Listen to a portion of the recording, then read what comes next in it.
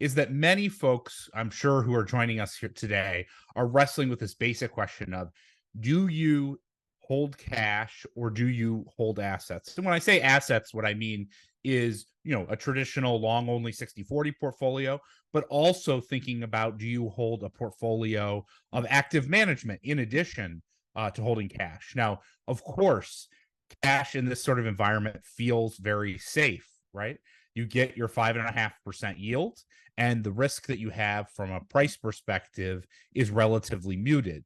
And so the penalty, it seems, the feel of the penalty of cash no longer seems as extreme as it has been in the past.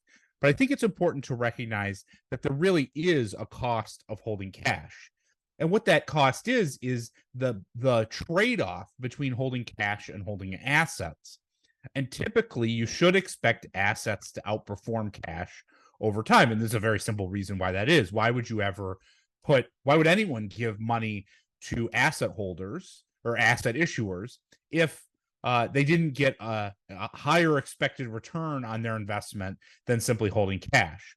And so, what we're seeing here today, if you look through time, what it shows is that what we've seen over the last 12 or 18 months is actually a pretty unusual outcome, which the chart here that I'm showing gives some perspective on the performance of cash relative to assets through time, with assets showing when they outperform in the blue and when cash outperforms in the gold. And what you see is that over these rolling 12-month periods, there's the vast majority of the time you see assets outperform cash.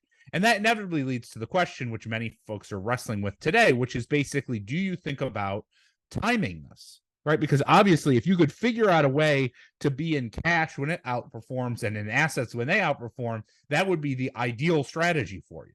Right? But the challenge with that is you've got to figure out when this relative performance works in your favor, either towards assets or towards cash.